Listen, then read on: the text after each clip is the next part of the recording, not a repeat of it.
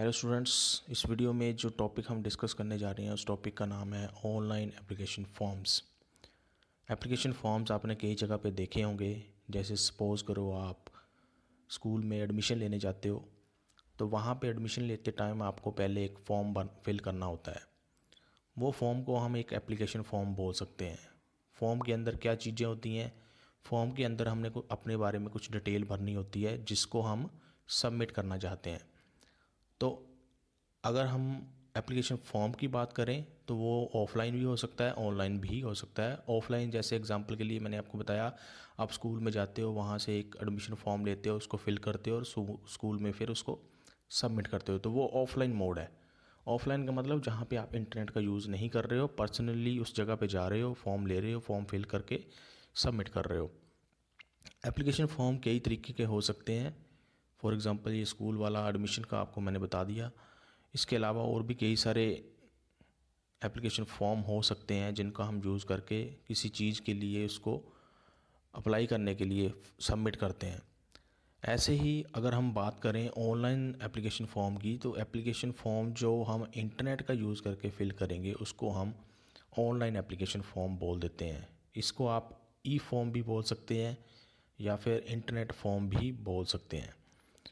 तो जो online application forms होते हैं उसका हम बेसिकली यूज़ इसलिए करते हैं ताकि हम अपने बारे में कोई डिटेल जो है उसको फिल करके ऑनलाइन ही सबमिट कर सकें, कहीं हमें आने जाने की ज़रूरत ना पड़े।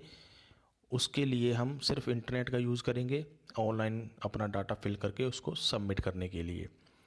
एप्लीकेशन फ़ॉर्म कई तरीके के हो सकते हैं, जैसे कि एग्ज़ाम्पल के लिए एडमिशन फ़ॉर्म हो गया, एग्ज़ामिनेशन फ़ॉर्म हो गया, या फिर आपने कहीं लोन के लिए अप्लाई करना है उसके लिए फ़ॉर्म भरते हैं, या फिर आपने ईमेल आईडी बनानी है उसके लिए आप फॉर्म भरते हैं, उसमें कुछ अपना डिटेल भरते हैं।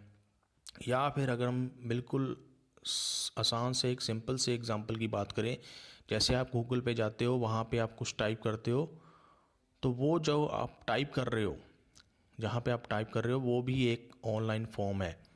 उस ऑनलाइन फॉर्म में भी आप कुछ सर्च करते हो और फिर आपको उसके बारे में डिटेल वहाँ पे गूगल दिखाता है। तो ऐसा कोई भी फॉर्म जहाँ पे आप कुछ टाइप कर रहे हो और टाइप करने के बाद उसको सबमिट कर रहे हो, उसको हम ऑनलाइन एप्लीकेशन फॉर्म बोलते हैं। कहीं पे भी छोटी से छोटी एग्जांपल भी आपको मिलती है जहाँ पे आप कुछ लिख रहे हैं, टाइप कर रहे हैं और उसको फिर सबमिट कर रहे हैं, तो वो एक ऑनलाइन एप्लीकेशन फॉर्म है।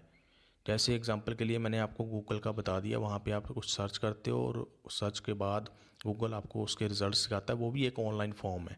ऐसे ही सपोज़ करो आपने कहीं पे लॉगिन करना है, लॉगिन करने के लिए आपको पता है यूज़र नेम पासवर्ड डालते हैं हम, तो वो भी यूज़र नेम वो पासवर्ड डालने के लिए हम टाइप करते हैं, उसको फिर सबमिट करते हैं, वो भी एक ऑनलाइन एप्लीकेशन फॉर्म है। तो वहाँ पे कई तरीके के ऐसे आपको एप्लीकेशन फॉर्म मिल सकते हैं जिसके अंदर हम कुछ इन्फॉर्मेशन भरते हैं, फिर उसको सबमिट करते हैं आगे कुछ काम करने के लिए। पर्पज़ क्या होता है इसका ऑनलाइन एप्लीकेशन फॉर्म का, कि हम अपने घर बैठे ही कोई भी डाटा जो है अपने बारे में इंफॉर्मेशन जो है उसको सबमिट कर सकें ऑनलाइन, कहीं हमें आने जाने की ज़रूरत ना पड़े। जहाँ पे भी हमने वो एक्चुअल में जाके फॉर्म भरना था वहाँ जाने की ज़रूरत ना पड़े, उसके बिना ही हम कहीं आए जाए अपना एप्लीकेशन फॉर्म ऑनलाइन ही सबमिट कर दें। फॉर एग्ज़ाम्पल के लिए एक छोटा सा ये आप इमेज देख सकते हैं। इस इमेज में एक स्कूल एडमिशन फॉर्म है, ये छोटा सा फॉर्म बना हुआ है। इसमें पूछा गया है आपका नाम, आप किस क्लास के लिए अप्लाई करना चाहते हैं, उसके बाद आपकी बर्थ डेट क्या है, पेरेंट्स का नाम क्या है, ये कुछ चीज़ें हैं, इन्फॉर्मेशन है जो ऑनलाइन एप्लीकेशन फॉर्म में हो सकती हैं। इसके अलावा ज़रूरी नहीं है बिल्कुल ऐसा ही होगा, ये थोड़ा सा डिफरेंट भी हो सकता है, वो डिपेंड करता है कि कैसा बनाया गया है। जब ये पूरा फॉर्म होता है उसके लास्ट में एक सबमिट का बटन होता है जिसको हम सबमिट करते हैं, और वो जो इन्फॉर्मेशन हमने भरी है फॉर्म में वो सारी डाटाबेस के अंदर सेव हो जाती है। जिस कंपनी ने या जिस सर्विस को यूज़ करके हमने उस एप्लीकेशन फॉर्म को सबमिट किया है, उस कंपनी के पास वो इन्फॉर्मेशन पहुंच जाती है।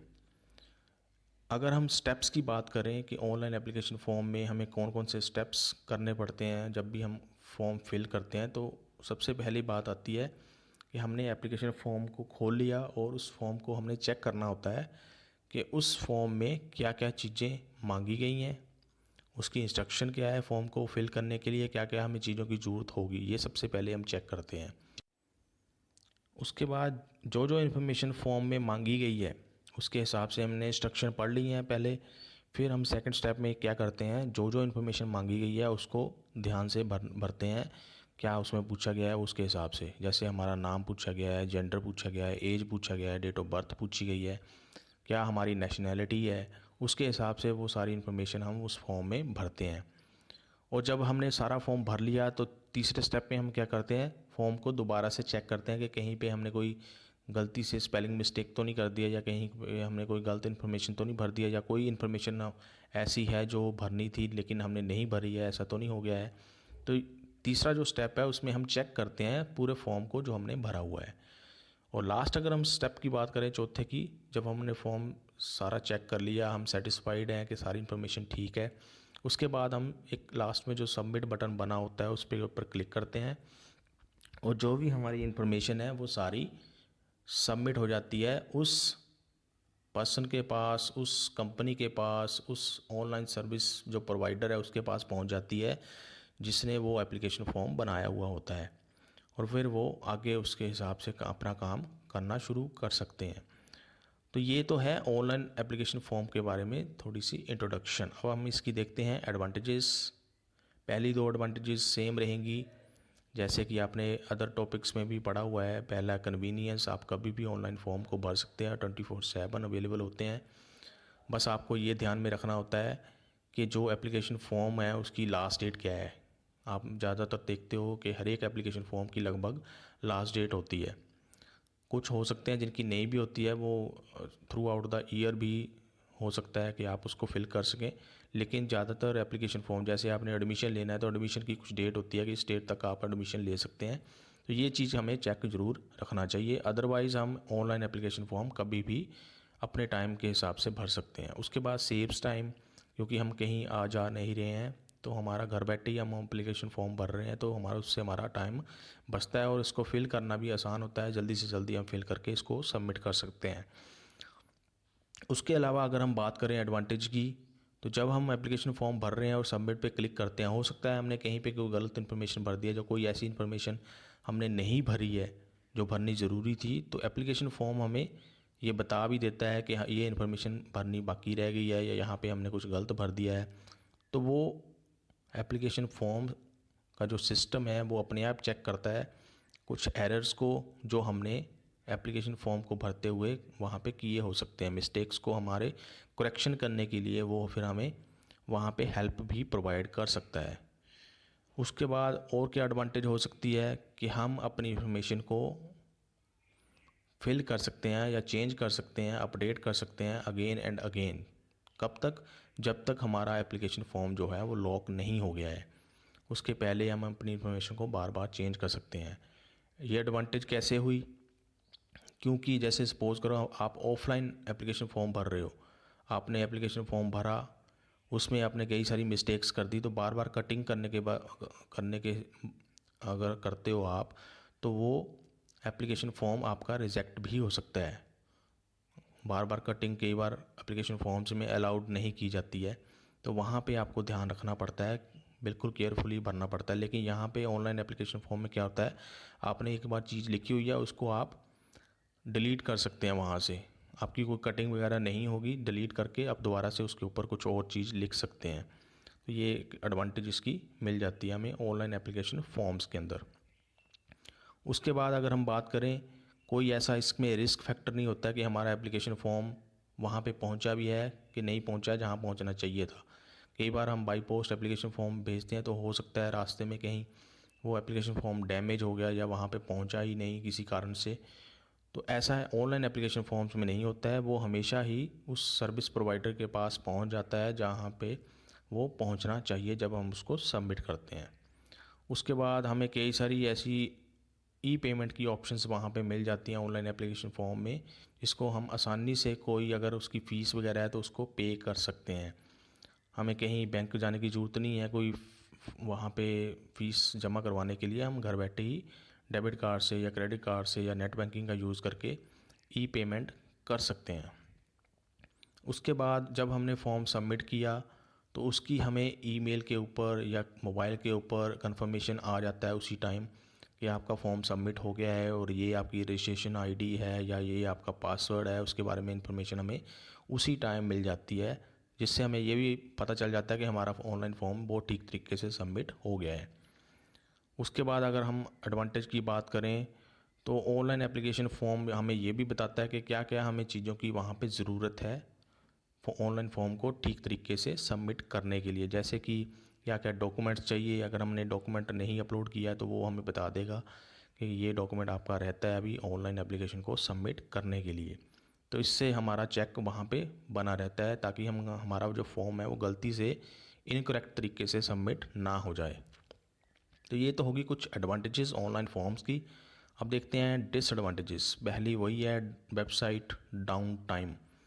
आपका इंटरनेट ठीक तरीके से चल रहा है, कोई ख़राबी नहीं है, लेकिन वेबसाइट ही डाउन है वो जहाँ पे वो एप्लीकेशन ऑनलाइन एप्लीकेशन फॉर्म है, तो आप उस ऑनलाइन एप्लीकेशन को फिल नहीं कर पाओगे। अगर हम दूसरे डिसएडवांटेज की बात करें तो इसके लिए आपको ऑनलाइन एप्लीकेशन फॉर्म को फिल करने के लिए आपके पास इंटरनेट कनेक्शन ज़रूर होना चाहिए। उसके बाद अगर हम तीसरी की बात करें तो जब हम ई पेमेंट करते हैं, नेट बैंकिंग का यूज़ करके करते हैं या डेबिट कार्ड का यूज़ करके ई पेमेंट करते हैं, तो वहाँ पे हमें सिक्योरिटी का ख़ास ध्यान रखना चाहिए। अदरवाइज़ हैकर्स जो हैं वो हमारी इन्फॉर्मेशन को चुरा के अपने पर्सनल यूज़ के लिए उसको यूटिलाइज़ कर सकते हैं। अगर हम लास्ट इसकी डिसएडवांटेज की बात करें तो जो डॉक्यूमेंट्स अपलोड करने होते हैं हमें ऑनलाइन एप्लीकेशन फॉर्म्स में, उसकी कुछ लिमिटेशंस होती हैं।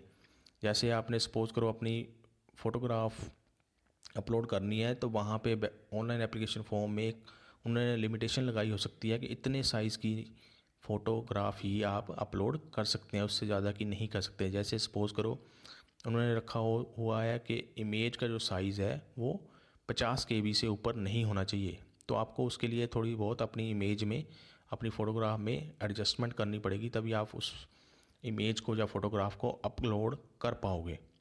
ऐसे ही और भी रिस्ट्रिक्शन हो सकती हैं, जैसे सपोज़ करो आपकी फ़ोटोग्राफ है, उसकी विड्थ इतनी होनी चाहिए, हाइट इतनी होनी चाहिए, ये चीज़ें वहाँ पे हमें ध्यान में रखनी पड़ती हैं और उसके हिसाब से एडजस्टमेंट करनी पड़ती है।